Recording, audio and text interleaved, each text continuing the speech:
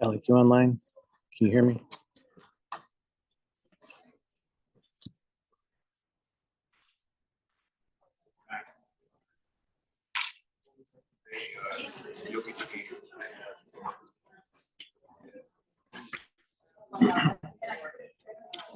How are you guys? How's everybody doing on this Monday?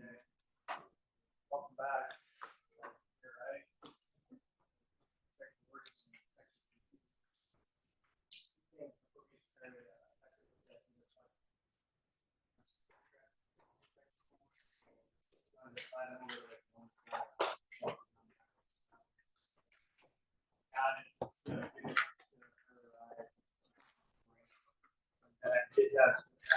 Handouts. The first one though that I want to get out is Bacteremia. I'm not sure does everybody have a copy of this.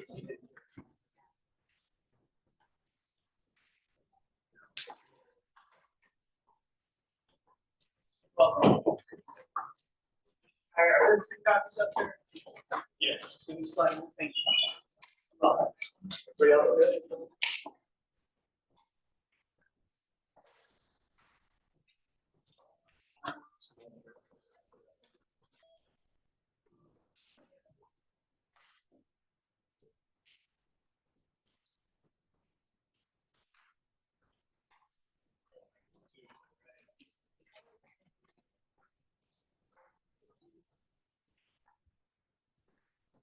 Thanks.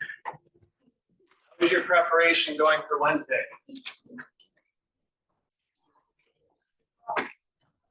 So, you guys feeling comfortable? Not yet? Getting there? All right. Okay, so if you have questions or concerns you want to go over anything, just let me know. Okay? Happy to talk about the concept. So will Dr. Lewis, if you reach out.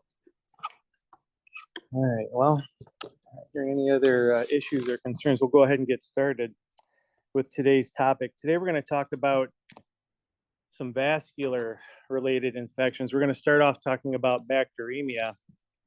And almost any organism that you can think of can cause bacteremia, but there's specific organisms that are responsible for causing the preponderance of infections that are vascular in nature. And not surprisingly, those are going to be gram-positive organisms. So the bulk of the bacteremia lecture is going to focus on addressing three specific gram-positive organisms. Gram-negative organisms can also cause bacteremia, and we'll talk about that towards the end. And then that'll segue into the second half where we'll talk about infective endocarditis. All right, so if you have questions or concerns along the way, just reach out and let me know, raise your hand, and so on. So objective-wise, this is what I'd like to cover here in the first half of the class today. We'll just spend a couple minutes talking about what bacteremia really is, and then we'll try and differentiate bacteremia from some more serious conditions, sepsis and septic shock in particular. And then sources of bacteremia. When a patient has bacteremia, where is that actually coming from? Why do they have bacteremia? Blood is a sterile fluid. We're not supposed to have bacteria in the blood, but it happens. And then one important concept as it pertains to bacteremia and endocarditis for that matter, this concept of source control. We've mentioned it a couple times this semester, I think, but we're going to harken back to it again and again and again, because with good source control, you eliminate the source of the infection, and then antibiotics can go in and basically clean things up. When individuals present with positive blood cultures indicating bacteremia, and they come from the community, what's the most common cause of that bacteremia organism-wise? And conversely, when they're in the hospital, what's causing the bacteremia? So we'll talk about that. How many of you have had blood cultures? Have you ever had a blood culture done? what does that blood culture process involve? So we'll talk about that. And then again to Staph aureus, Enterococcus, and even strep for that matter, on occasion. Antibiotics, and then length of treatment. That actually gets very, very murky when it comes to some of these infections. Okay. All right. So by definition, bacteremia itself, that's nothing more than the presence of bacteria growing, or excuse me, in the blood. Bacteria detected in the blood. If a fungal species is detected in the blood, that's called fungemia, bacteremia and fungemia. Now, how many of you guys brush your teeth this morning? Yeah, all of you, right? Because we have good oral hygiene. When you brush your teeth, you actually introduce a very, very short period or transient period of bacteremia in all of you, right? You manipulate your gums and your teeth with a toothbrush. You don't know it, but there's a little bit of abrasion, there's a little bit of insult occurring in the gums that introduces bacteria that are growing on your teeth into your bloodstream, and you have moments of transient bacteremia, right? It got put there unintentionally as a consequence of good oral hygiene. It happens, and your body is equipped to deal with that little bit of bacteremia that was introduced. So again, bacteremia, just simple presence of bacteria in the blood, all right? Since blood is sterile, like I said, it doesn't belong in there, and we eradicate it quite quickly. Now, sepsis, what's the difference between bacteremia and then sepsis? What do you think is the big difference here? What's septicemia versus bacteremia? What do you think might be the big difference? Have a thought, anybody? Bacteremia is just the presence of it, whereas sepsis means it's causing an active infection. Yeah, I like that actually. Yeah. So septicemia or sepsis means that the bacteria are actually growing in the blood. There's a vascular source, and the bacteria are multiplying in the vasculature. So being septic, bless you, is bad. And then as it progresses into septic shock, that portends a very poor outcome for that patient. We'll spend time talking about that later on. So we all have this. We don't want this because this can lead to that. And septic shock carries with it a high mortality rate. Statistics wise, again, these probably aren't 100% accurate, but there is a significant amount of bacteremia in the United States every year. And there is a significant amount of mortality associated with it. And the mortality is largely governed by the organism causing the infection. Bloodstream infections, as a consequence of bacteremia, increased length of stay, in particular in the ICU, and it is very, very expensive. It's not a cheap endeavor. Now, as I suggested, not all bloodstream infections, not all bacteremias are the same. And the organism that's causing the bacteremia is really going to dictate how that patient does and what type of interactions that patient is going to require. Staph aureus is probably the most common cause of bacteremia that leads to mortality. MSSA and MRSA, you got to figure out which is which. Coag-negative staph, Staph epidermidis, also causes bacteremia, but it's often a false positive. All right, it's a contaminant secondary to the blood culture process. Carbapenem-resistant Enterobacterales, again, it can cause bacteremia. And if it's carbapenem-resistant, that tells you you're going to be in for an interesting treatment course here. And ESBL versus non-ESBL producing gram-negative organisms, that also impacts then how patients do. So the organism is important. You got to know what organism it is. You have to know how to treat it appropriately, and we have to get the length of treatment correct.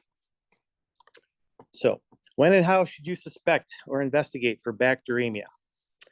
Who do you actually take blood cultures on? Who are you interested in getting blood cultures from?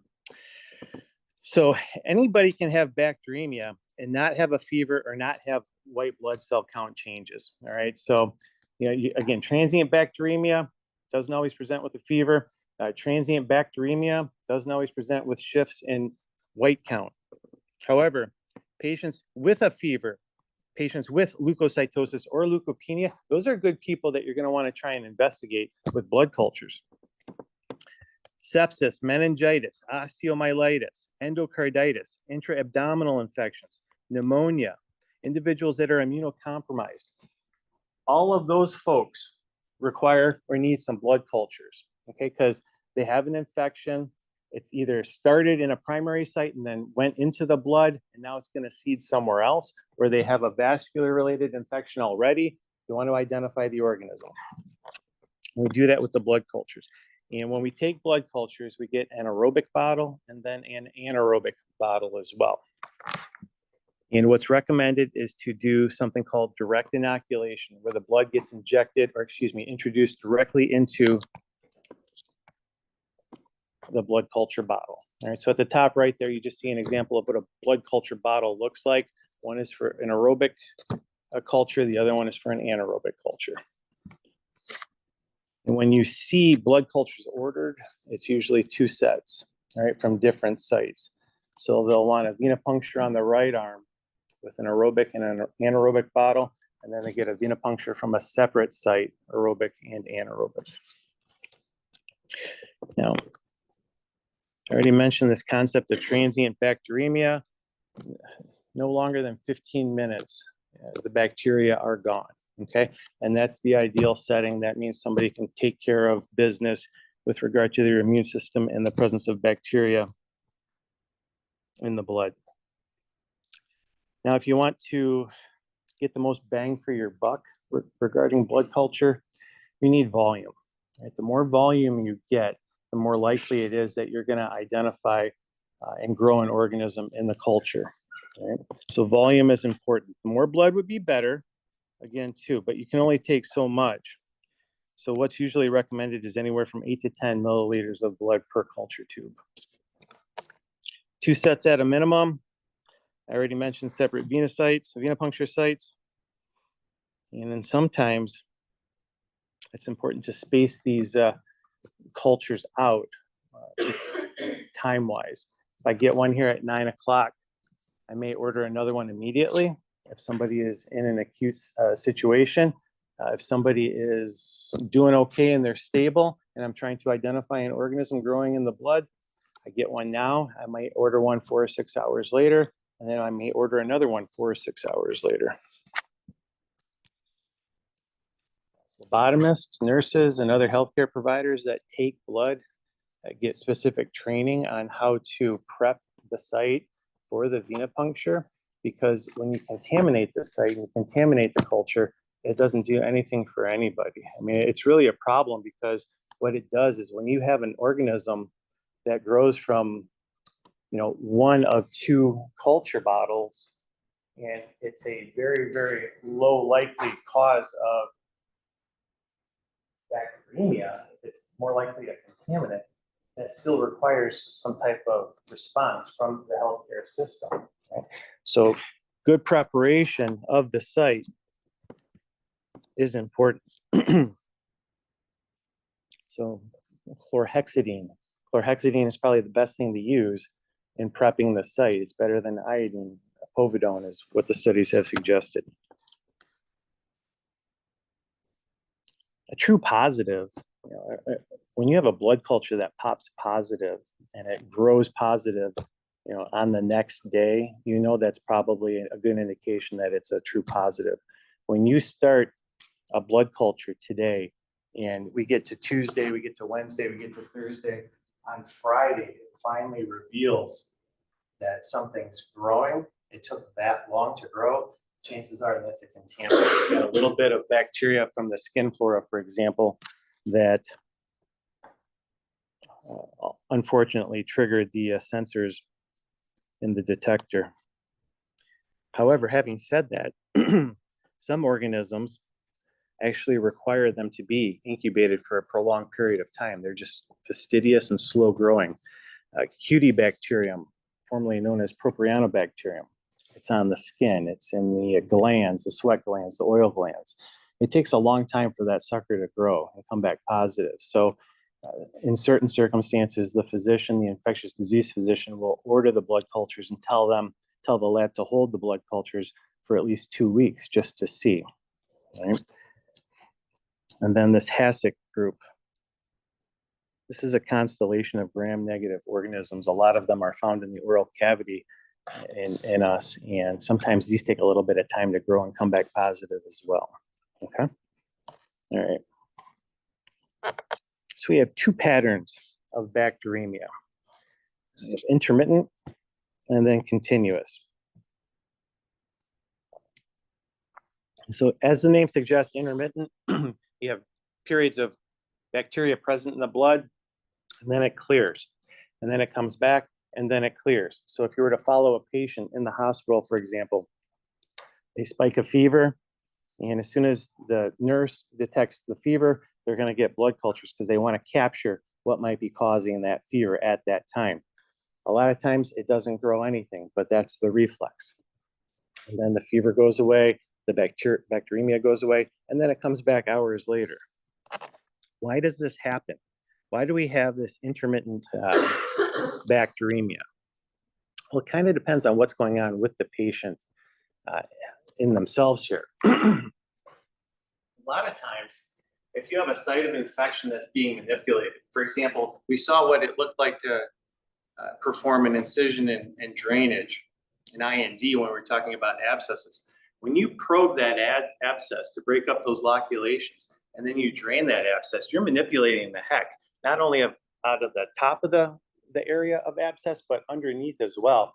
And when you irritate and agitate to break up those loculations, that manipulation of that abscess is actually introducing bacteria into the tissue, which can subsequently make their way then into the blood through the lymphatics. So that can be a source of bacteremia.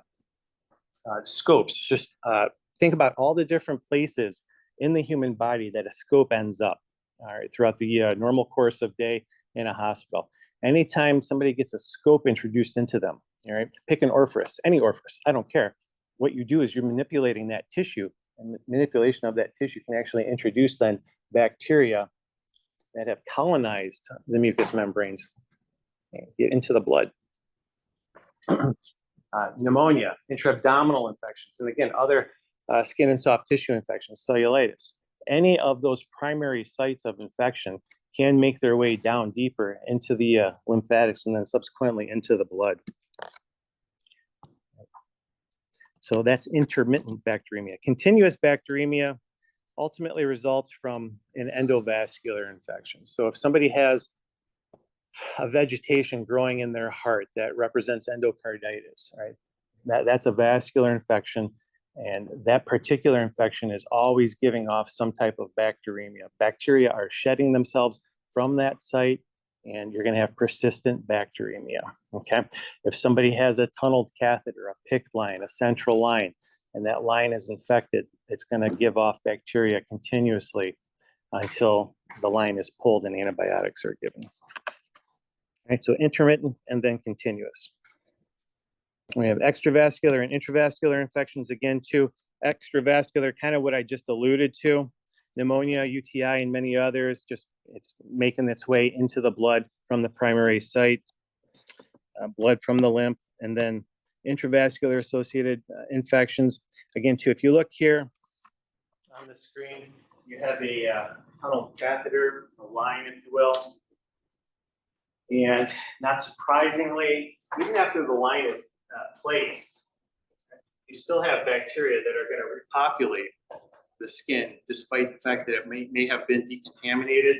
They can actually make their way back down through and follow the line into the blood.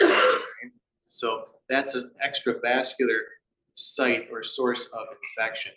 If they did poor decontamination, I mean, if this is what you're sticking into somebody, to gain access to a vein and you didn't decontaminate, then you're going to end up with bacteria. The port itself, I mean, if it's got contamination on the outside and the nurse or whoever's injecting the agent, the drug, doesn't decontaminate the hub, then all you're doing is basically pushing bacteria directly into the vasculature as well.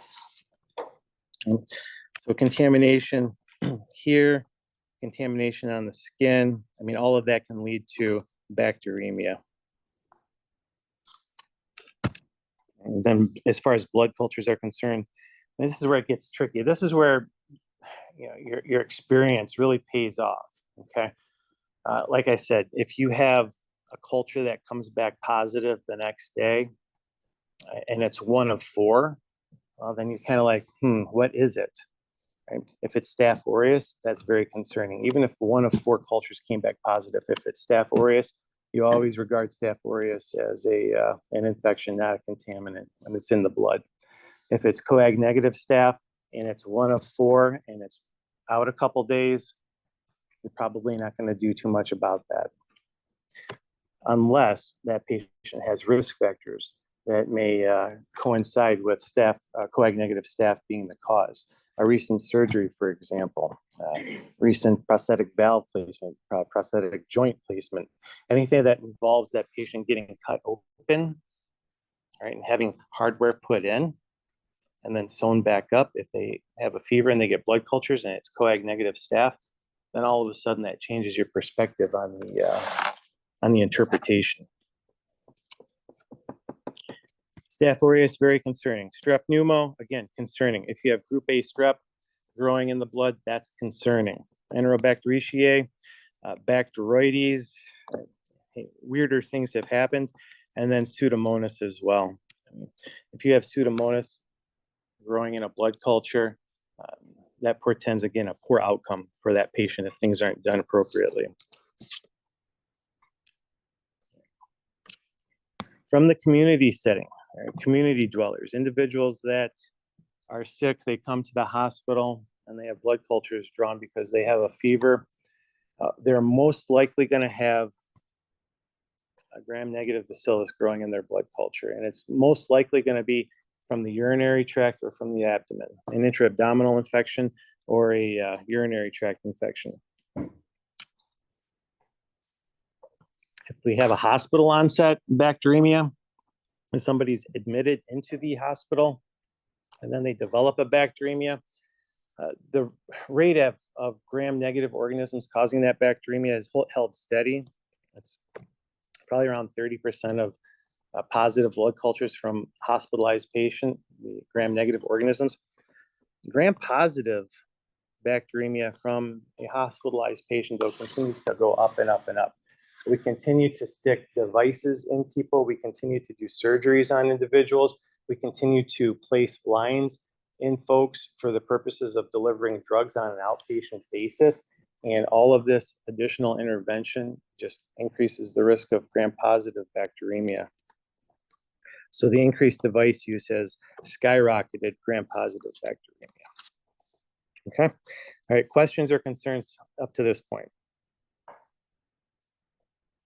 Doing okay? Have I confused any of you? Not yet? All right.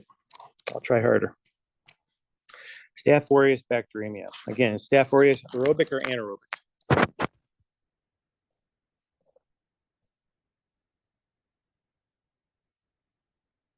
Aerobic. I like that. All right. It is aerobic. It's facultative. All right.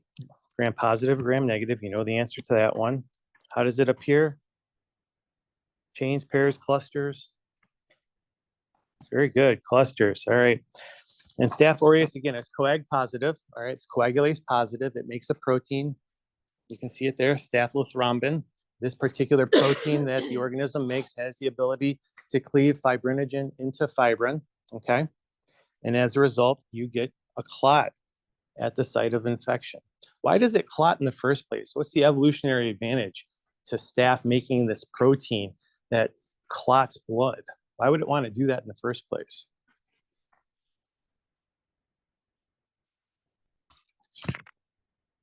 Any thoughts? There's an expense. You know, staph is given something up to retain and produce this protein, this enzyme. I don't know if there's a really good answer, but the one that I rationalize in my own mind is that if the blood flow is cut off at a site of infection, then that facilitates or helps staph grow, and it protects it then from the immune system coming in and trying to clean things up. So if you clot off the blood flow, you might do yourself some good if you're staph. As I said, in blood, it's rarely a contaminant. If you have Staph aureus in the urine, again, too, that was a hematological source. It usually doesn't go the opposite direction. MRSA and MSSA, again, are your two flavors. If you have Staph aureus bacteremia from wherever, the concern is that that Staph aureus can disseminate throughout the body and seed pretty much anywhere it wants. It loves to bind to prosthetic devices, whether it's a valve in the heart, whether it's a joint, it doesn't matter. If there's hardware, metal in the body, plastic in the body, it's going to try and attach to it. It likes to bind to catheters as well. So Staph aureus, I mean, you could take Staph aureus, throw it up against the screen, and it sticks. And I'll just kind of slowly do this. It's going to stick. Right? It has a lot of adhesion molecules for the purposes of sticking. It can infect the bone. We talked about that. The vertebrae in particular. It can seed the valves. It can cause a splenic infarct because it can bind in the spleen and cut off blood flow to the spleen and the kidneys as well. So Staph aureus bacteremia is bad, is really what I'm trying to get at. Primary site infection, again, to intravascular devices, lines, all possibilities for introducing staph into the blood. Persons who inject drugs, this is also one of the major reasons why we're having an uptake in Staph aureus bacteremia and endocarditis as well. Individuals who inject drugs are constantly introducing bacteria into their vasculature through their veins. God knows what else they're introducing. So, skin and soft tissue infections, again, pneumonia, nosocomial pneumonia in particular, and so on. You can read through that list if you like. So how do we treat Staph aureus bacteremia? First and foremost, source control. If you can identify the source of the staph, you need to take care of that. Right? If the patient has an indwelling catheter and they have Staph aureus bacteremia, you want to try and culture blood coming out of that catheter. And if it comes back positive, pull the line. Right? Pull the line. Remove the hardware. Well, this isn't as easy as it sounds. Right? If somebody just had a knee put in or somebody just had a hip put in, right? I mean, remove the hardware, yeah, if that's the source of the infection. Chances are you're not going to be able to cure them medically with just antibiotics alone. So source control involves going in there, taking out the prosthetic knee, putting a spacer in, and then giving them antibiotics until you clean things up. And then you have to consider, all right, I got to go back in and put a new knee in. If it's a pneumonia or a skin or soft tissue infection, again, drain the abscess, right? And then give them the appropriate antibiotics. Draining the abscess is source control. If they have a pneumonia, treat the pneumonia. Right? If they have an empyema, drain the empyema and give appropriate antibiotics. When somebody is identified as having Staph aureus bacteremia, because staph has this propensity to disseminate throughout the body and stick to all these different places in the body, the workup is pretty intense. You have to investigate various sites in the body to make sure that the staph hasn't seeded somewhere else. So these patients are going to get imaging done on their vertebrae to make sure that they don't have a vertebral staph infection. They're going to get an echocardiogram done to make sure that the valves haven't been seeded by the staph. All right, so once you rule out those metastatic foci, you can start antibiotics. Well, you start antibiotics right after blood cultures. And not surprisingly, we're going to start antibiotics that cover MRSA. It's MRSA until proven otherwise, right, when it comes down to Staph aureus bacteremia. Empiric therapy starts, you repeat blood cultures 24 to 48 hours afterwards, after the initiation of the antibiotics, and you want to make sure that then the blood cultures are clear. They should come back clean at that point.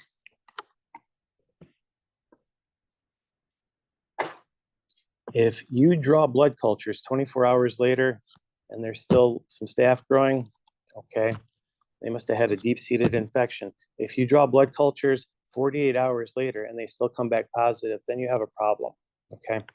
You either didn't do very good source control, you missed an additional source of infection in the body, you are using a drug that is no longer working against the Staph aureus in question. Okay.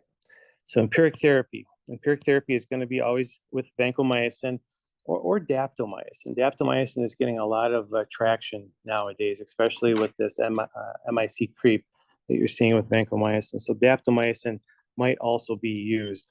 Daptomycin and vancomycin both cover MRSA. Daptomycin does a nice job against MSSA, vancomycin not so much. Okay. And I want to draw your attention to this dosing of daptomycin. Have we discussed daptomycin dosing at all ever to date? I don't think so. So daptomycin's been around now for some time, and its initial approval by FDA was for skin and soft tissue infections. And the dosing range at that point was like 4 to 6 milligrams per kilogram per day. Okay. And since its introduction into the market, the dosing has been investigated all the way up to 12 milligrams per kilogram per day. If you have a Staph aureus bacteremia, using the lower dosing scheme that's FDA approved for skin and soft tissue isn't going to end well. So you want to make sure that we're using higher doses. You want to make sure that they're using higher doses for daptomycin if they're treating a bloodstream infection caused by staph. Right? 8 to 10 milligrams per kilogram per day. And if the lab comes back and says that it is MSSA growing, what's your reflex going to be at that point?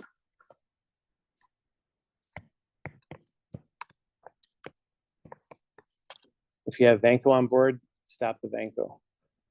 Study after study after study have shown that vancomycin is inferior to an anti-staphylococcal penicillin, right, or cefazolin for MSSA. So get them off Vanco as soon as possible and start them on the appropriate anti-staph penicillin or cefazolin. And then this is where the controversies start up. How long do you treat Staph aureus bacteremia? And so for most infections, we do multiples of 5 or 7, right? So 5 days, 10 days, 7 days, 14 days, longer, shorter. A lot of times it just depends on whether or not it's considered a complicated or an uncomplicated Staph aureus bacteremia. Look at the definition from the guidelines as to what means uncomplicated. Uncomplicated involves no diagnosis of infective endocarditis. So the valves in the heart are clear. The patient doesn't have indwelling catheters or devices. They don't have anything in their body that would allow staph to have adhered to. Follow-up cultures are negative 2 to 4 days after initiation of therapy. Perfect. The fever went down a couple days after the start of the antibiotics. Perfect. And with source control, and there's no evidence of a metastatic infection. So the vertebrae were fine, the joints look good, we're all set. That is uncomplicated. They have to get all of that checked. If they check all of those boxes, you can treat your patient with Staph aureus bacteremia for about 14 days. Okay, 2 weeks. 2 weeks of therapy for uncomplicated Staph aureus bacteremia. If the patient has any of these that come back positive, that's going to require a prolonged course of treatment, up to 6 weeks sometimes, especially if it's endocarditis. And any of these positive make it complicated, okay? All right. 2 other things I want to point out here. Again, what's the minimum length of time that we will treat somebody with uncomplicated Staph aureus bacteremia? 14 days, all right? Uncomplicated, 14 days. It's an exam question. It's a fill in the blank. You're going to have to type 14. So if you don't remember any other number from today, just remember 14. And when that blank comes up on ExamSoft, just reflexively put 1-4. Okay? All right. Next question that I can't tell you. Almost everybody screwed this up last year on the exam, so I'm just going to tell you right now. What is day 0? When do you start the clock with regard to your length of treatment. I just told you you need a minimum of 14 days. Okay? What is day one? Let me just ask that. If I drew blood cultures on this guy today, and they came back positive tomorrow with Staph aureus growing in his blood, and I started antibiotics today, is this day one? And then do I go 14 days from today? No? Oh, what? Crap, what is it then?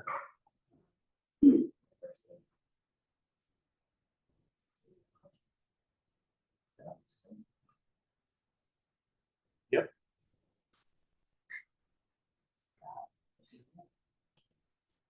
Ironically, even though it's right there, and it was just read to me, I typed that, people still missed it last year. Right? So the first day of negative cultures, right, is when the clock starts. So it's 14 days from the first day of negative culture. Okay? Remember that, because it gets screwed up all the time. It really does. The other thing, whoops. How? What did I do? Staph aureus bacteremia. An infectious disease consultation is probably the best thing that you can do that can be done for a patient who presents with Staph aureus bacteremia. I mean, people have actually done studies on the outcomes for patients with Staph aureus bacteremia. This group didn't have an ID consult. This group did. The group that got the ID consult invariably does better. So the hubris that exists in a hospital is astounding. All right. Here's another problem. Bacteremia, yes. One more question about the first day of negative cultures. Mhm. Is it so obviously if it's strong, you have to wait a day or two to see if it's negative. Does day one start on the day of the draw or the day of the results back? You get the results. So you get the results back today, 14 days from today. I didn't hear, what is IE? What is IE? Infective endocarditis. Yeah. And so I'll just continue to use that abbreviation probably for the rest of the day. Okay. Other questions? Oh. Yeah, Alex wants you to say it again closer to the iPad. Is that what it said? Mm-hmm. Just repeat what day 0 was. Yeah. Day 0 starts, day 0, Alex, is the first day of negative cultures. All right. Persistent bacteremia. Now, this is becoming more and more of an issue. Honestly, when you get positive blood cultures after antibiotics have started, I don't care what day it is, that's bad. All right. If you get it the next day, okay, fine. If you get it 48 hours out, that's bad. If you get it 72 hours out, that's bad. What that really tells you is that the Staph aureus that's causing the infection is refractory to whatever you have them on. Okay. All right, so that requires some changes. Did you start off with the right dose of vancomycin? And we all have this target that we're aiming for. We want to always get AUC to MIC ratio of between 400 and 600. But is everybody checking that? Is it Bayesian software available at every site? I don't know. So I've heard some physicians complain that they start the vancomycin and then they subsequently check the levels and they're like, well, we're way off because my patient is excreting the drug like crazy and we're not adjusting appropriately. So it can be an issue. And again, too, if the Staph aureus MIC value is continually going up to vancomycin, it's not going to work as well also. The other concern then is, did we get source control? Did we get adequate source control? So when you have refractory Staph aureus bacteremia, you got to change. That's when some salvage therapy comes into play. And this is an area of ongoing investigation.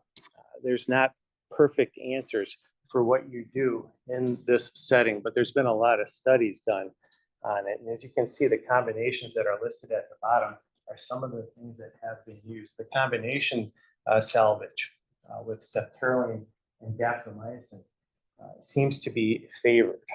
Okay, there's also some interesting combinations that have been studied here. Dapto, linezolid, meropenem. I mean, why not, right? Two drugs that know retain activity against MRSA, and then a carbapenem. Well, if the carbapenem is hitting, an additional penicillin binding protein, maybe it augments the effect of the daptomycin. There's some studies out there that have investigated that. Ceftaroline alone, again, too. Ceftaroline, what's the problem with ceftaroline in this particular setting? What is ceftaroline indicated for right now by FDA?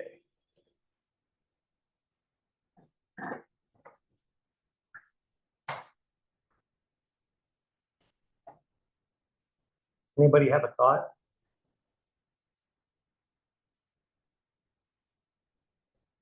It's indicated for MRSA pneumonia, or pneumonia, we'll just say pneumonia. And then it's also indicated for skin and soft tissue infections. But it doesn't carry an indication for bacteremia right now. They haven't done good studies, big studies, right? Phase 3 studies to investigate the value of ceftaroline in MRSA bacteremia. And so that's what's missing right here.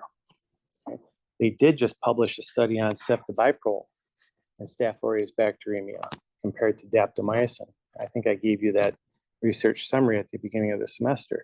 So if ceftobiprole gets approved here in the United States pretty soon, you might see that drug being used for this particular scenario. Not initial therapy, not yet, but as salvage therapy. Can you imagine what that will do for this particular infection? You know that you have a reliable drug with good data that you can use as salvage therapy for a patient who doesn't respond to vancomycin monotherapy. I mean, it's kind of a big deal. And I do want to bring out this this last bullet point here. If your patient has refractory Staph aureus bacteremia to monotherapy with vancomycin, switching to monotherapy with daptomycin actually isn't a great idea. There's a lot of literature out there to suggest that treatment emergent daptomycin resistance can occur in patients who have refractory Staph aureus bacteremia. So patient's been on vanco for a couple days, blood cultures are still remaining positive, they're still febrile. Stop the vanco. Daptomycin with ceftaroline is probably the best choice today. Okay, so think about that for a minute. And there's 2 good articles if you're interested to read about that. Okay, what questions do you have about Staph aureus bacteremia? I spent a lot of time on that, but it's important. It's an important infection. Yes? So since these are bloodstream infections, is the preference made for IV administration over oral? Good question. Okay, so when you look at the length of therapy here, right, 14 days up to 6 weeks of therapy. Historically, yeah, it's been IV, okay? And that's rough because IV therapy carries with it, a huge risk, right? There's a lot of adverse effects. There's a lot of cost. Now they're getting into a setting where more and more studies are being investigated or are investigating a transition to oral therapy, okay? The problem that we have right now is we just don't have a lot of drugs that have activity against MRSA that you can give orally, right? Linezolid is the most frequently cited one in the studies.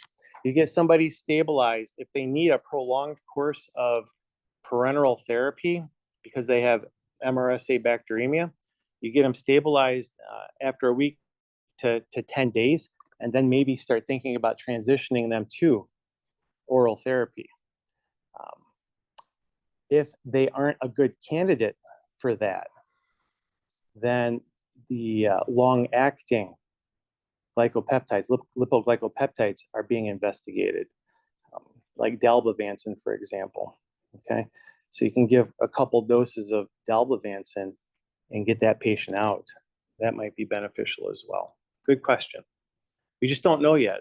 A lot of studies, but, and the studies look good. I mean, the endpoints are similar to what you see with the parenteral therapy. Good question. Other questions? And I encourage you, I posted a paper on Canvas, and I think I highlighted, read this paper. I mean, I would really encourage you guys to read that contemporary management of Staph aureus bacteremia paper when you have a couple minutes, because I think it's interesting, but it's me. There's a lot of good information in there as well. All right, let's shift gears and talk about coag-negative staph. Again, too, this is going to be Staph epidermidis for the most part.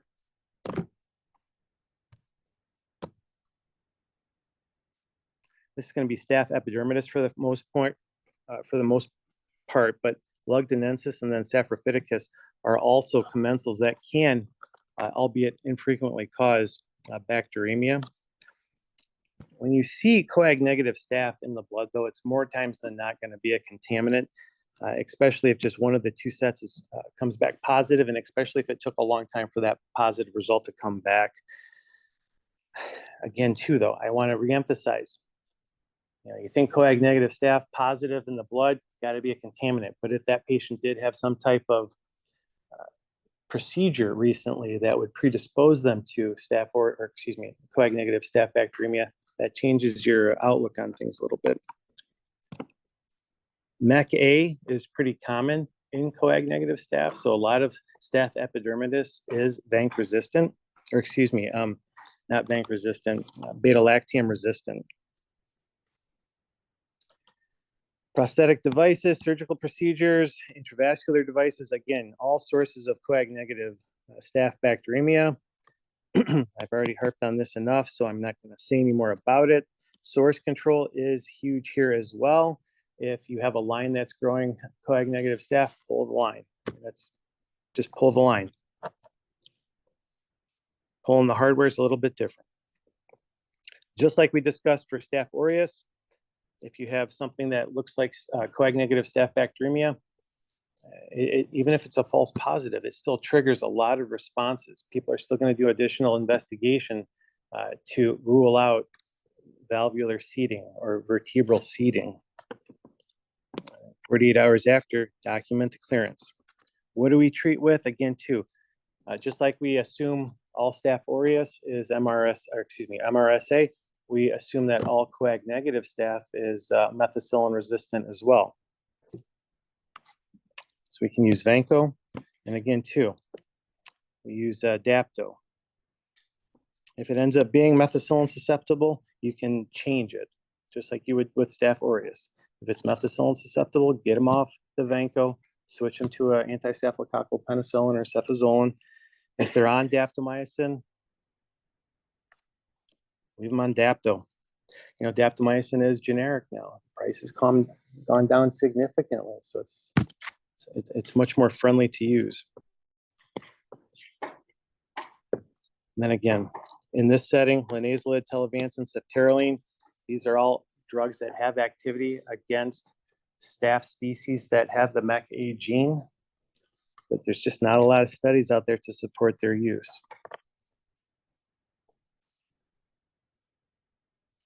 And then when we talk about coag-negative staph bacteremia, you've got a couple different flavors: a simple bacteremia, an uncomplicated bacteremia, and then a complicated bacteremia with regard to coag-negative staph.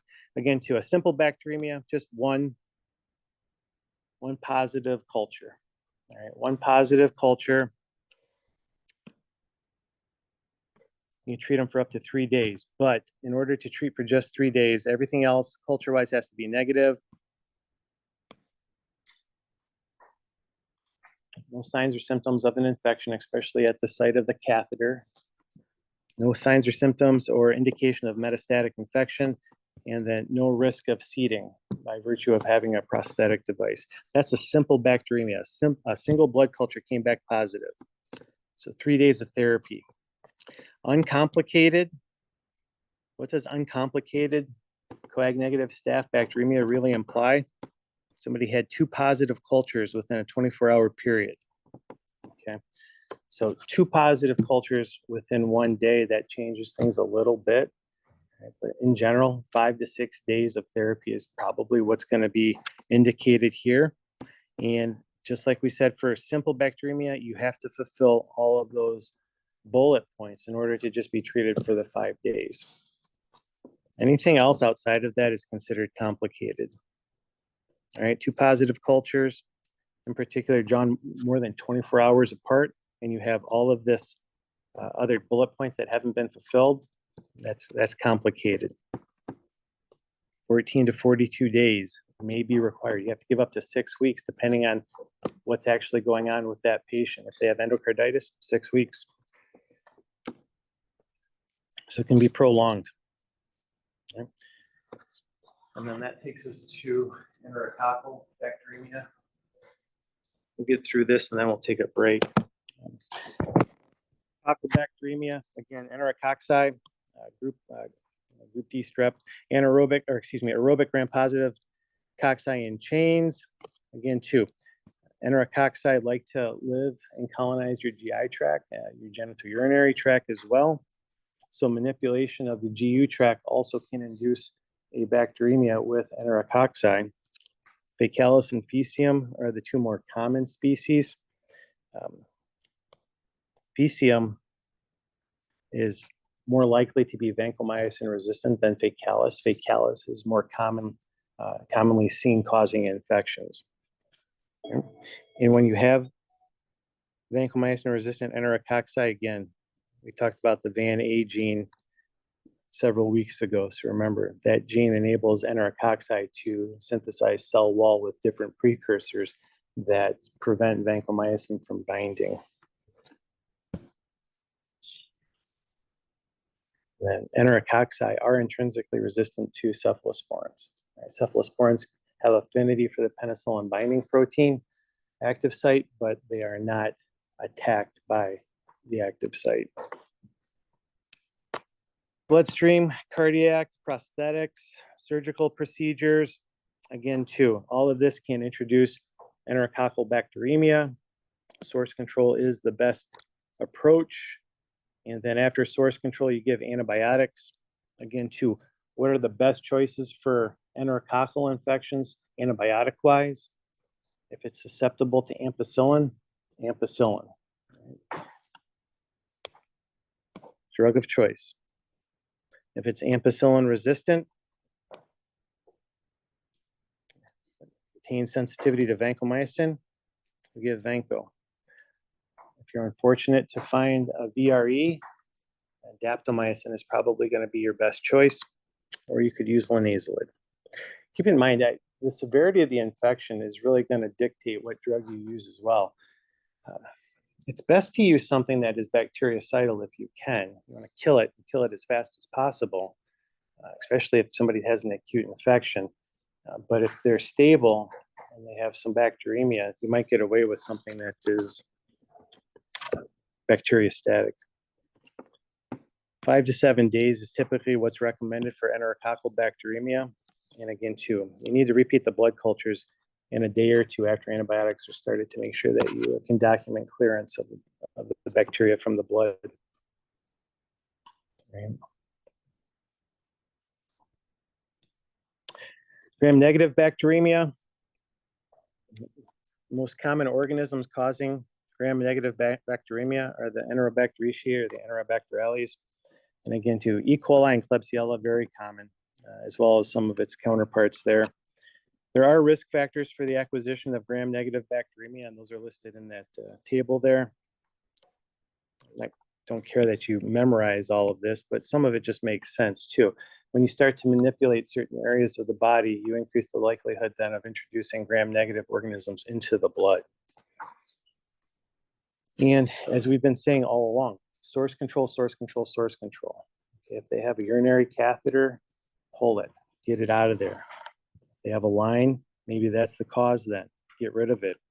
If they have an intra-abdominal source for their gram-negative bacteremia, right, they have an intra-abdominal infection, you need to treat the infection. If you treat the infection, bacteremia should go away.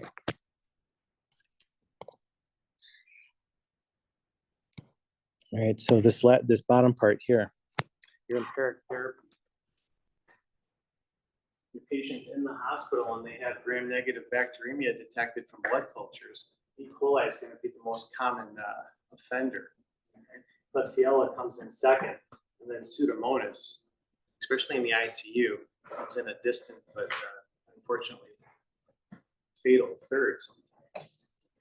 ICU onset, again, Pseudomonas all of a sudden jumps to the top. So when patients have gram-negative bacteremia and they've been in the ICU, chances are it's going to be Pseudomonas. And then you can see down the line there what happens. Patients coming from the community, again, to patients who have bacteremia, gram-negative bacteremia from the community setting, it's usually a urinary or a gastrointestinal source. So E. coli isn't surprising to be at the top of the list. And then pretty infrequent thereafter. All right, so that handout that I gave you guys has a nice little algorithm on it for making your decision on what to use for the treatment of gram-negative bacteremia. And everybody gets freaked out or paranoid about Pseudomonas, and rightfully so, because Pseudomonas bacteremia carries with it a lot of morbidity and mortality. So, but you have to understand what the risk factors are for the development of Pseudomonal bacteremia, okay? If somebody's coming from the community setting with no recent hospitalization, no risk factors, no immunocompromised state, and no recent antibiotic use, the likelihood of them having a Pseudomonal bacteremia is very, very minimal.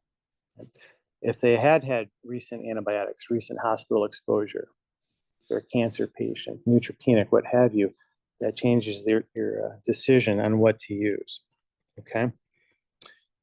So if you look at this handout, what I want you guys to know on the right side in the middle box, I just need you to be able to understand and then articulate what drug you might prefer to use for somebody with gram-negative bacteremia that has risk factors for Pseudomonas. What are you going to recommend for somebody that has no risk factors for Pseudomonas and they have gram-negative bacteremia? And you don't see double coverage listed here either, okay?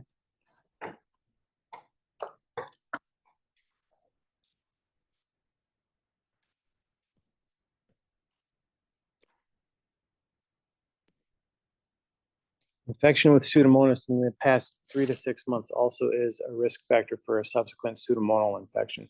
So you guys need to be able to fill in the dots here. What are some good drugs that have Pseudomonal activity, anti-Pseudomonal activity? All right. And then conversely, no risk factors.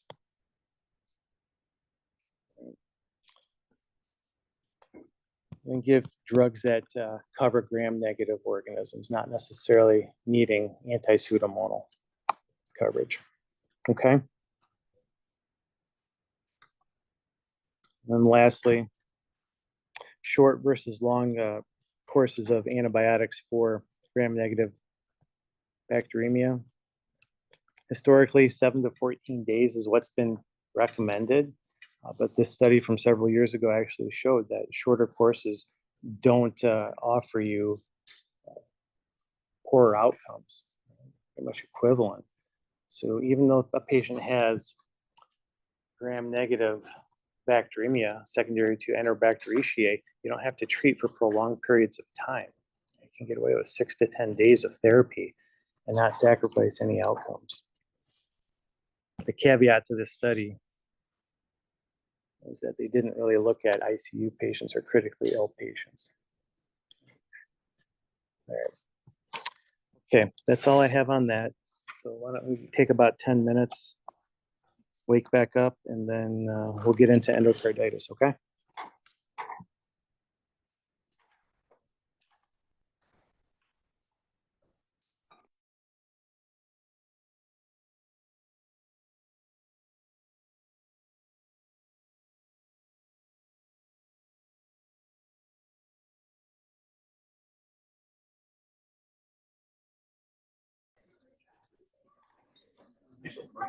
So go ahead and start with endocarditis then. And I think it's probably a good idea just to highlight some of the key features or structural components of the heart that are relevant to endocarditis. When you say endocarditis, I mean, you're basically talking about the inside of the heart and the valves. So we'll make mention of those. Is there anything that predisposes a patient to, or that ultimately leads to infective endocarditis? I think we just spent the last hour talking about some of those predisposing conditions, although there are others.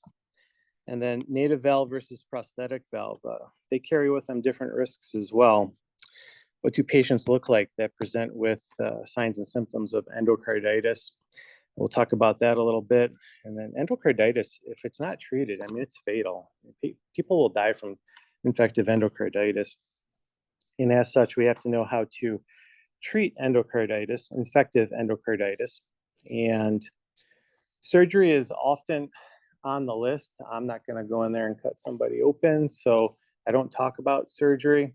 But valve replacements is something that you probably will encounter, especially out on your clinical training. So, you'll learn more about that. And even after a valve has been replaced with a mechanical valve, that mechanical valve still is at risk for getting seeded. So you don't want to put a valve in and they have to pull it out and put a new valve in. But surgery is gets consulted when we have cases of endocarditis. The treatment of endocarditis, unfortunately, has not changed much over the last several decades. I mean, the guidelines that I'm referring to, these are from 2015. And again, too, there's nothing new that's come out of the guidelines since then. And these have just persisted on and on and on. However, I will say that people are starting to do a lot more retrospective analysis of some of the recommendations in the guidelines to sort of debunk some of the regimens that are recommended. So I'll make mention of those as we move forward. Okay. All right. So again, too, we're talking about endocarditis. When you say endocarditis, there are several forms of endocarditis. There's something called merantic endocarditis. There's an endocarditis that's associated with systemic lupus erythematosus, SLE. You'll probably hear about that next class, I thought. At least I saw A-Stride slides on the printer, so that suggests something. She's probably preparing right now. And then there's a carcinoid endocarditis. None of those are necessarily infective, but when we have infective endocarditis, what that really suggests is that there's a lesion in the heart, right, that has been seeded with bacteria. So you guys are all familiar with the heart, the valves, and the blood flow.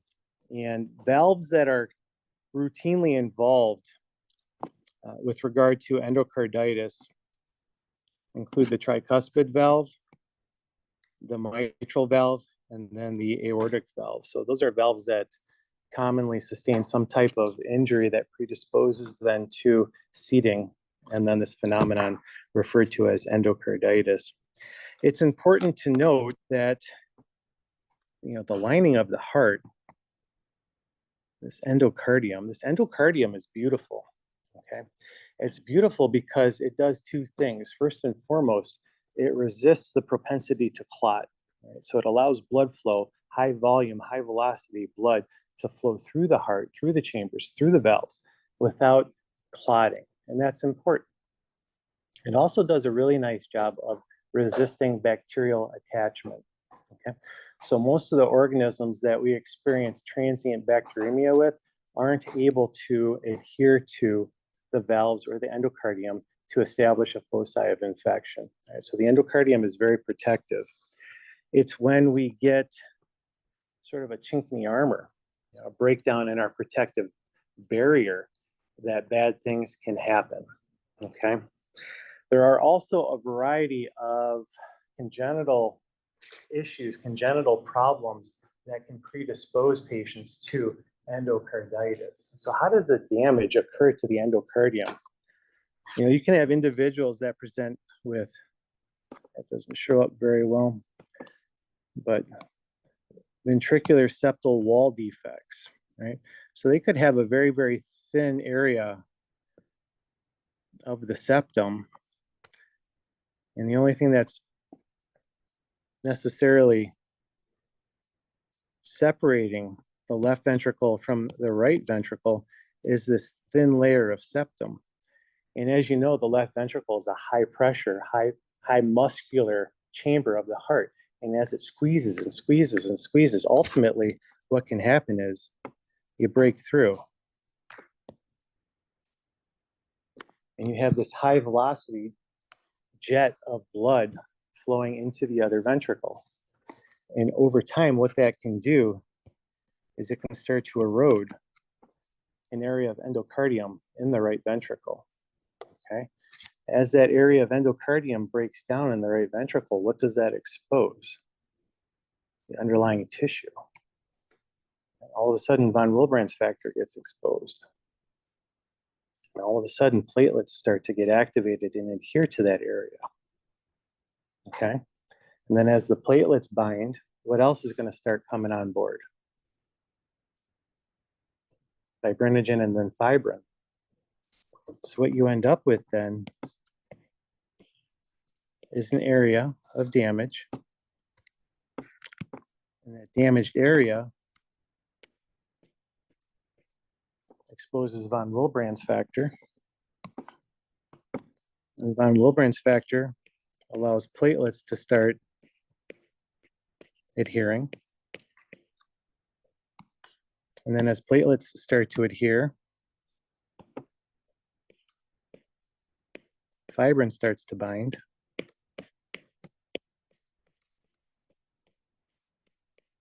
And then it just keeps growing and growing and growing. And now you have a thrombus, right? It's a sterile thrombus that is formed, say, in the right ventricle. And it can sit like that for a while, no big deal. But then what happens when this patient has a dental procedure, okay? Or some type of manipulation that introduces then bacteremia. Then you have bacteria flowing through. And all of a sudden the bacteria say, oh, what a great place to latch onto. And the bacteria make their way down further and further into this lesion, into this thrombus. And this sterile thrombus all of a sudden becomes a septic thrombus. Meanwhile, things are just growing and growing and growing. And now you have endocarditis, all right? Infective endocarditis. You have inflammation of the heart secondary to the presence of microorganisms. This mass that exists in the right ventricle, for example, isn't like a solid walnut, right? It's friable. Okay? And immune cells are trying to work their way into this mass as well. And what's going to happen is bits are going to start breaking off. All right? And when a thrombus starts to break off and spreads to other parts of the body, what is that called?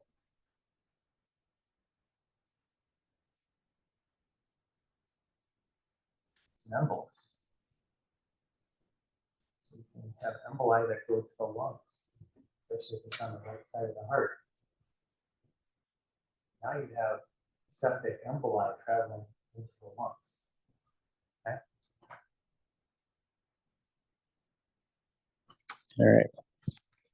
Questions about that? Have you heard of mitral valve prolapse? What's your concept of mitral valve prolapse? Mitral valve prolapse is often associated with some type of murmur. Okay. So the leaflets aren't closing correctly. And when the ventricle squeezes, as it pushes up on the mitral valve, the valves actually push up into the left atrium. They're prolapsed. And with that, again, you get high stream, high velocity blood shooting back up around the leaflets and back up into the atria. Okay, so that high velocity jet can actually damage the leaflets as well. And the same phenomenon occurs then. You can get seeding of bacteria on the leaflets as a result of thrombus formation. It starts out as a sterile thrombus and progresses into a septic thrombus. Okay. The other thing that's interesting is the blood flow itself. Ideally, you've got this nice straight laminar blood flow going throughout the heart. But when you have areas of injury, what tends to happen is that you'll have a jet of blood come through. We'll just say that this is kind of an area of injury.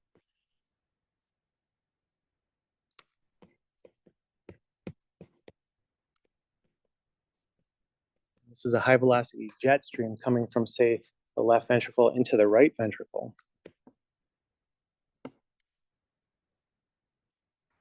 But then you also have this whirlpool or pooling effect around the opening, which is sort of a low velocity swirl. Okay. And why is that important? Because what can happen here is if you have bacteremia, this swirling or this whirlpooling effect can actually increase the length of time that bacteria can make contact with certain areas of the heart. Okay. So you have high virulence organisms and you have low virulence organisms. What do you think the most virulent organism is that we'll talk about with regard to endocarditis?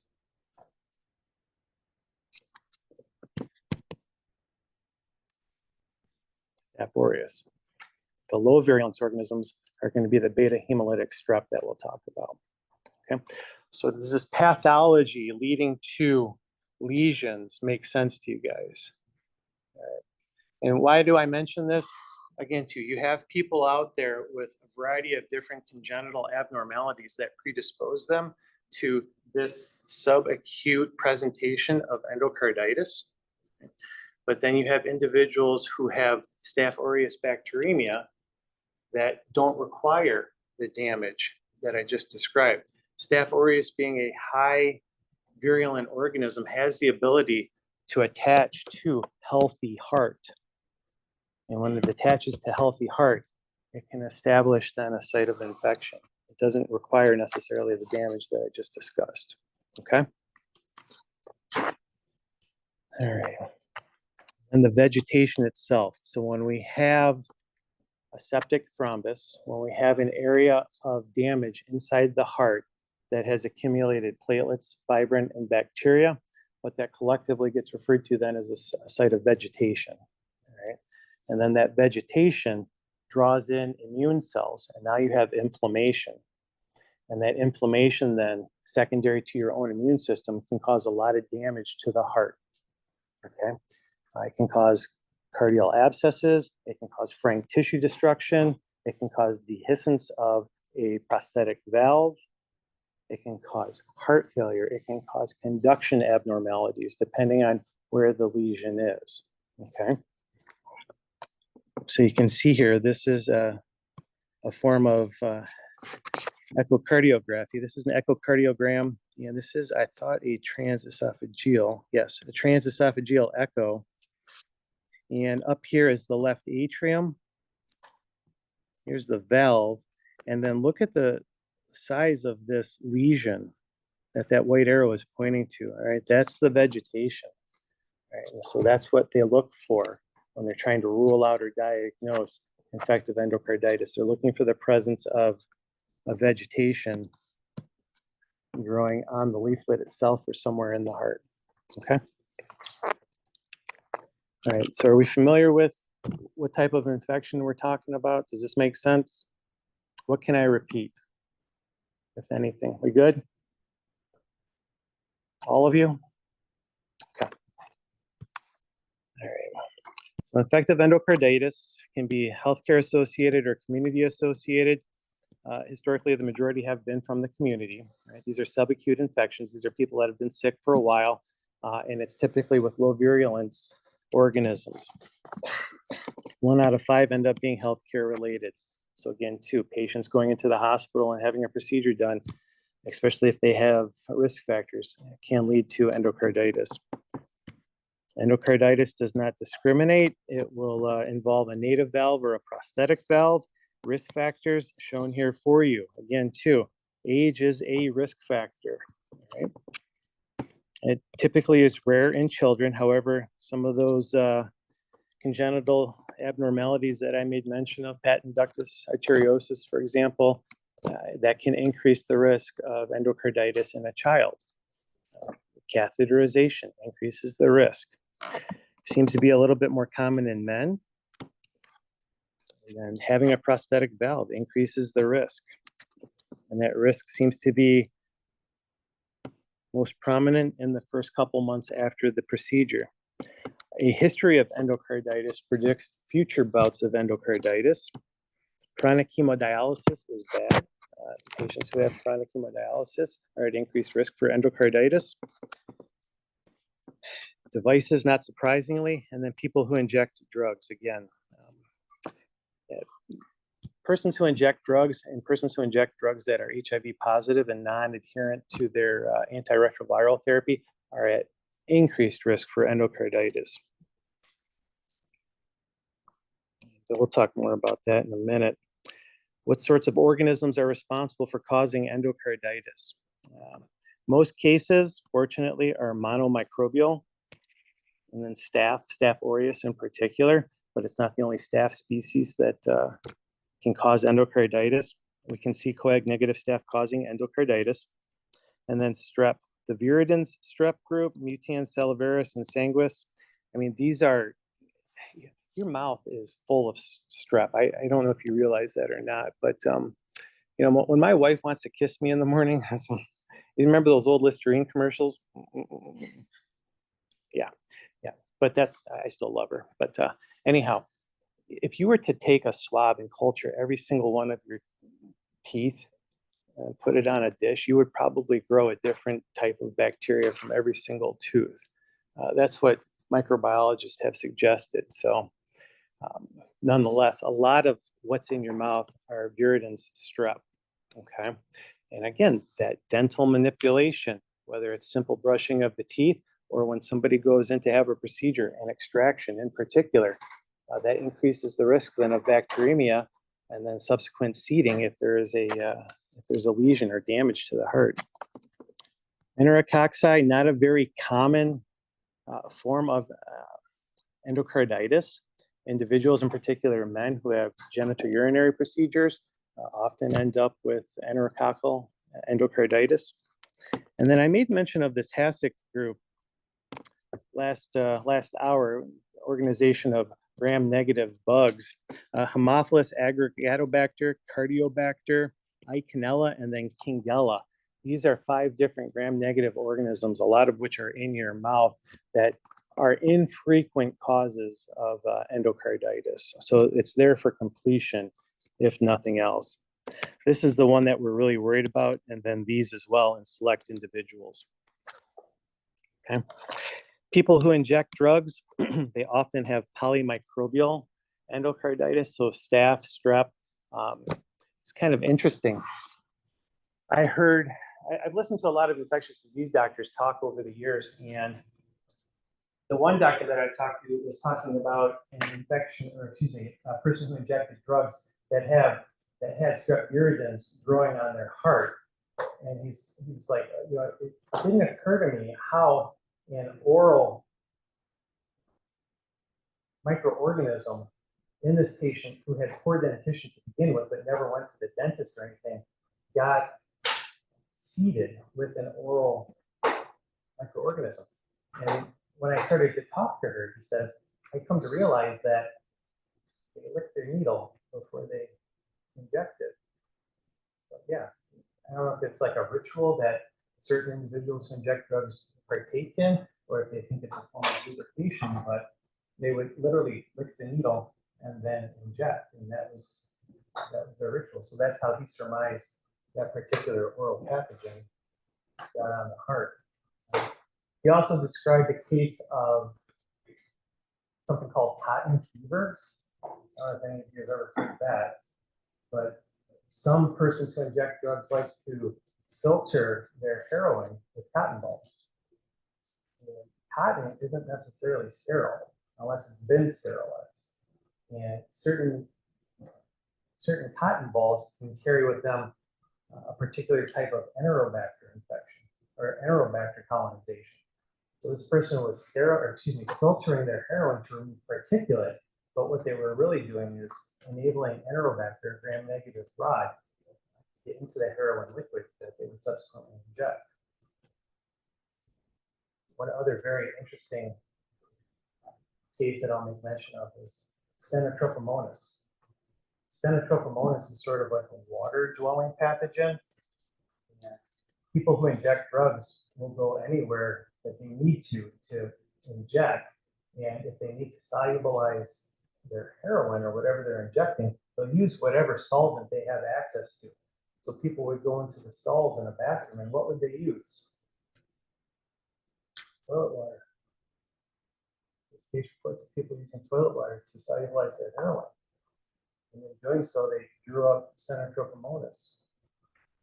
Had endocarditis secondary to Stenotrophomonas. So it's weird. I mean, those are three very, very interesting examples. The latter two, though, not very common. I thought I'd just share that with you. So injection drug users, again, polymicrobial for obvious reasons. Not only are they subjecting their system to the staph that's growing on their skin, but whatever else they're injecting inside them. And then we have something that's frustrating, culture negative endocarditis, where you can't culture an offending organism. This often happens with sepsis as well. Very frustrating. And then this kind of just breaks it out by the numbers, but not surprisingly, Staph aureus is at the very top. Okay. All right, so I made mention of this acute versus subacute / chronic presentation of endocarditis. Acute endocarditis, this is sort of what's being described now as like the prominent form. This is the most common form of endocarditis. And this typically comes on like a ton of bricks. Right? The wrecking ball comes in, this patient gets sick, they have fever, chills, leukocytosis, and they look like they're in bad shape. And when this happens, this is usually due to a highly virulent organism like Staph aureus. If these people weren't sick a couple of weeks ago, we did something that introduced Staph aureus into their system. The Staph aureus was able to grab onto the valve and replicate and start to destroy the valve. Okay. So fever, systemic toxicity, Sears criteria, and then leukocytosis. If the acute form doesn't get addressed sooner rather than later, the patient will die. And this is fatal. Again, highly virulent Staph aureus. Opposite to that, subacute, again, too. This typically happens in a patient with some type of predisposing condition. Right, so this is the individual with a mitral valve prolapse. This is the individual who has a congenital abnormality. This is the individual that has a breakdown in the endocardium. Okay, the breakdown in the endocardium has created that sterile thrombus that has been growing and persisting there. And then under the right time, right place, there was some seeding by bacteria secondary to some transient bacteremia. This typically follows a more slower indolent course. They can still have fever, albeit it's not nearly as high as you see with the acute endocarditis. Weight loss, I wish, not specific symptoms as well. So again, too, there's something wrong with them. They have malaise, but it's not very specific. 6 weeks to 3 months after subacute diagnosis. Yeah, so again, they still need treatment because there's going to be morbidity and mortality associated with subacute infection that goes untreated. And again, the viridin strep are pretty common in this setting.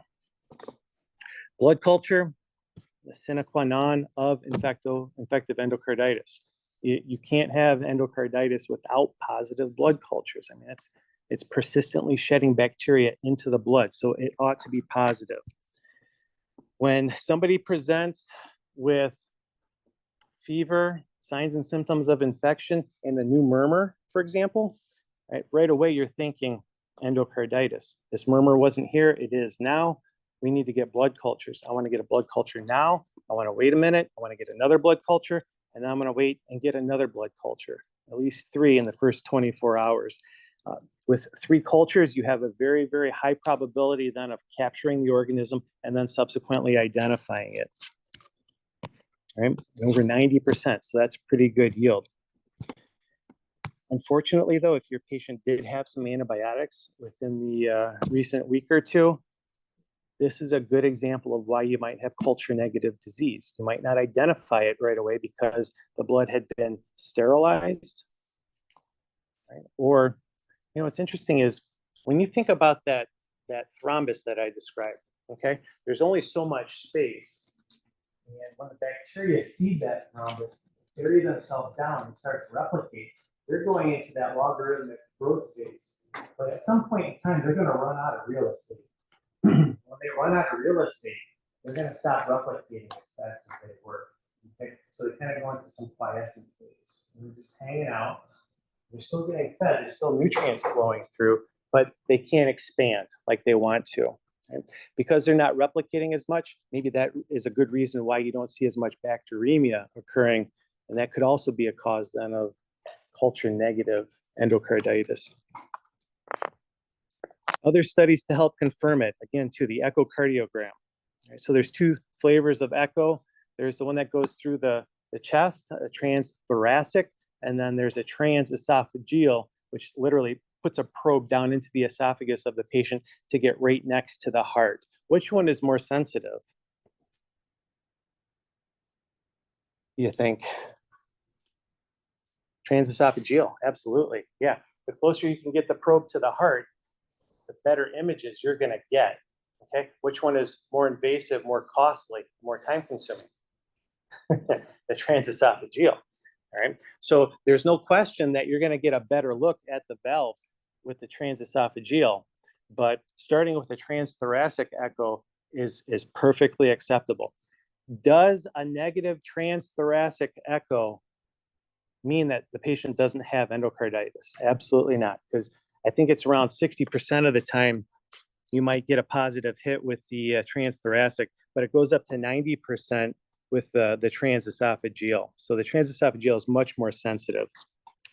In particular, transesophageal does a better job of identifying cardiac abscesses, intracardiac vegetations, and then small lesions. A small lesion is less than 10 millimeters. A large lesion is technically greater than 10 millimeters or a centimeter. All right. Other things that wouldn't be surprising, again, too. Acute versus subacute, that's going to be the major driver behind how the patient presents. We already talked about fever. Embolic phenomenon. Okay, so the thrombus was sterile. It got seeded with bacteria. It became a septic thrombus. That septic thrombus then can start to break little pieces off, and now you have septic emboli. All right. If it's on the right side of the heart, where does the blood flow go from the right side of the heart? Right atrium, right ventricle, through the aortic or the pulmonary artery, right to the lungs, right? So if you have right-sided vegetation, it wouldn't be surprising to see septic emboli in the lungs. Right? Go to the opposite side, left atrium, left ventricle. If the mitral valve is seated, it goes through the aorta, and then it goes up into the brain, right? It goes down into the kidneys, right? You can have septic emboli anywhere in the body is really what it boils down to. So these embolic phenomenon become a problem because you have metastatic sites of infection that you have to be careful with. Cardiovascular changes, again, depending on where that infection is, depending on how close it is to certain structures in the heart that are responsible for conduction, right? It's not surprising to see somebody come in with a newly diagnosed murmur, some conduction abnormality, or recent onset congestive heart failure. All of that helps to corroborate then infective endocarditis. Other peripheral findings. This is in here for completion. I don't know how often some of these happen, but they are essentially immunological sequelae of that septic thrombus. Okay, so petechiae, Janway lesions, Osler nodes, Roth spots, and these things called splinter hemorrhages. Remember, you have this lesion, this septic thrombus in the heart, and as it breaks off, there's bacteria and bacterial components attached to that aspect of the embolus that is broken off. Your immune system wants to bind to those and try and neutralize those. But as they circulate through the body, they're going to encounter an area of blood flow that's going to be constricted. They can't get through all the small passages because they've accumulated in size secondary to immunoglobulin binding. And what that ends up in, resulting in, is that you have vasculitis. Vasculitis can present as PPI, in particular PPI in the eyes, on the lids. You get broken capillaries. Janway lesions, right? So if you look at some individuals, in particular individuals who have subacute disease, they might have lesions on their palms and on their soles, all right? So those, again, a type of vasculitis where blood vessels have ultimately broken down secondary to the presence of these septic emboli in the capillaries. Osler nodes. So these are small little areas of vasculitis that occur on the fingertips, the pads of the fingers, and the toes. And these end up being painful for whatever reason. Maybe it's just because of their location. I can't find a real good explanation as to why they're painful, but they do occur in some individuals. We have things called Roth spots, relatively rare, but Roth spots are lesions that appear on the retina. So areas of vasculitis and destruction that occur on the retina. And then splinter hemorrhages. So a splinter hemorrhage, you all know what it looks like to have a splinter in your finger or on your foot. Now pretend that you have a lesion in your nail bed that looks like a splinter.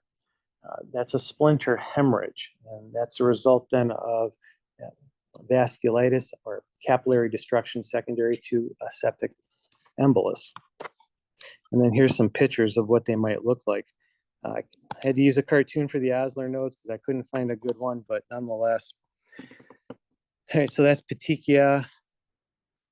These are Janway lesions, Roth spots, and then splinter hemorrhages in the nail bed. Okay. I don't know if you saw 20 patients diagnosed with subacute endocarditis. I don't know how often you would actually see some of these stigmata of endocarditis. So how do you definitively diagnose then endocarditis? You do so with your clinical acumen, imaging, and then lab data. There was this criteria referred to as the Duke criteria that was created back in the 90s, and it's been revised a couple times since then. The most recent iteration came out in 2023 in the fall. And all they really did is just add some additional tests and some additional criteria to help corroborate a diagnosis of endocarditis. But what you end up with is a definite diagnosis, a possible diagnosis, or you reject the diagnosis. And if it's a definite diagnosis, this is where it gets a little murky. I'm not going to test you guys on this. I have not committed this to memory because I've heard too many infectious disease physicians and critical care physicians say that this just isn't real world application of what's going on. So I just want you to be familiar with it because, again, this is here for completeness. Two major criteria from the box that I'll show you means it's a definitive diagnosis of endocarditis. If you have one of the major criterion and three minor, that's a definite diagnosis. Or if you have 5 minor criteria, that's definite diagnosis. Let's just look at those really quick. Here's the major criteria from not the recent one, the one before that. Culture of an organism consistent with endocarditis and a positive blood culture. Coxiella, don't even worry about that one. Evidence of endocardial involvement, that could be conduction, that could be CHF, that could be the new murmur. Echocardiogram, this probably, echocardiogram and then culture of a typical organism, that's probably the most common way that endocarditis does get diagnosed.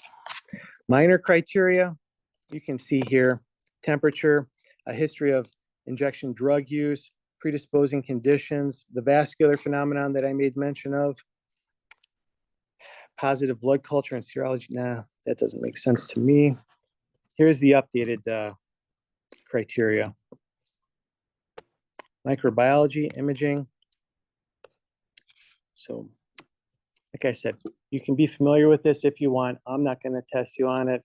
I don't care about it. What I do care about, though, is how do you treat it? Right? And this is what I think you guys need to be familiar with. How do you treat endocarditis? All right. Well, medical treatment would be best if we don't have to put somebody through surgery. We don't want to. Sometimes you don't have a choice, though. If you have a huge vegetation, you're not going to cure that medically. That might require surgery. All right. But when we treat medically, we're going to use antibiotics. What antibiotics do we use? Well, you need to know what the organism is. So that's why the culture becomes very, very important. In a subacute infection, you want to get culture and then try and identify the organism before you start antibiotics. That's best case scenario. If you have somebody with an acute infection that's in bad shape, you get blood cultures and then you start empiric antibiotics because you really don't have a lot of time to spare in that scenario. So you need to know the organism. You need to know what valve or valves are involved. Is it a native valve or a prosthetic valve? Does it matter? It does matter. And then other patient factors, in particular renal status. And when you have endocarditis, you grab a Snickers bar because it's not a quick treatment. This is prolonged. 4 to 6 weeks is typically what you're going to see. Now, why do you need such a long duration of antibiotic therapy? Again, antibiotic penetration into that vegetation is relatively poor. Right? It's not very easy to get water-soluble beta-lactams to penetrate into the vegetation and then address the the microorganism. So if you have staph growing in a vegetation that is encased with platelets and fibrin, just minor exposure for a couple days isn't going to do too much to eradicate the organism. You need prolonged exposure in order to eradicate it and cure medically. All right, specific regimens. We'll talk about staph, strep, and then enterococci. Staph aureus. Okay, so here is a table.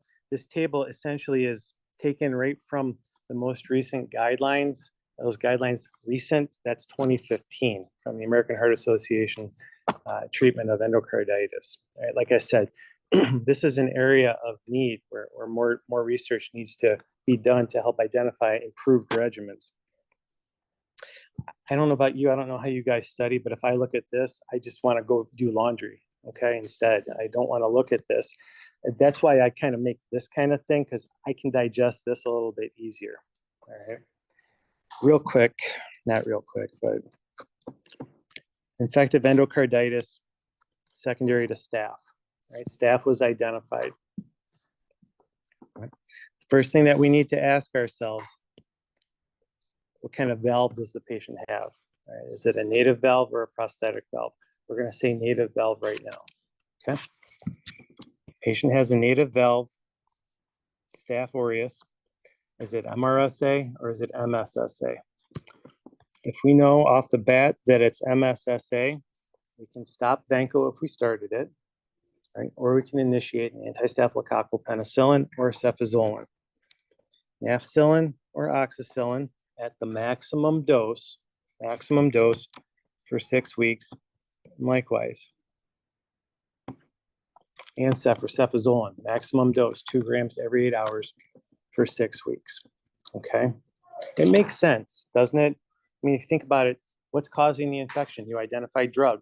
If you know the drug, then identify the bug. If you know the bug, then you can know the drug. Where it gets a little murky is the length of treatment, okay? There is this caveat up here, a right-sided infective endocarditis.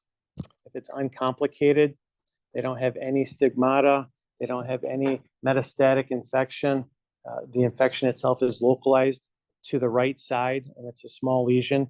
You might get away with a 2-week course, but I don't even really see that mentioned too much anymore in the literature. Right? MSSA, what do we do? Anti-staphylococcal penicillin or cefazolin for 6 weeks. If it's MRSA, you already know what you're going to do. You already know the answer. Vanco for 6 weeks, or alternatively, daptomycin for 6 weeks. Okay.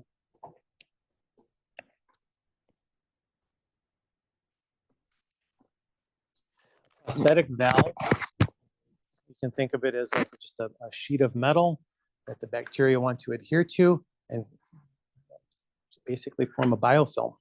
Okay. A biofilm is just as bad then as a septic thrombus. A biofilm is very, very difficult it makes it very difficult for antibiotics to penetrate. Okay. So you're still treating for 6 weeks. The difference between native valve and prosthetic valve is just the number of drugs that's recommended to be used. So go through this with me really quick. Prosthetic valve, and it's identified as methicillin susceptible. We're still going to add on our anti-staphylococcal penicillin or cefazolin, but what else are we bringing to the table here?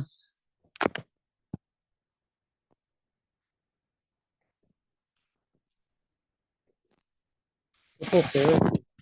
So these patients are going to get exposed perhaps to 3 drugs during the treatment of their prosthetic valve endocarditis secondary to MSSA. Maximum dose beta-lactam plus rifampin plus gentamicin.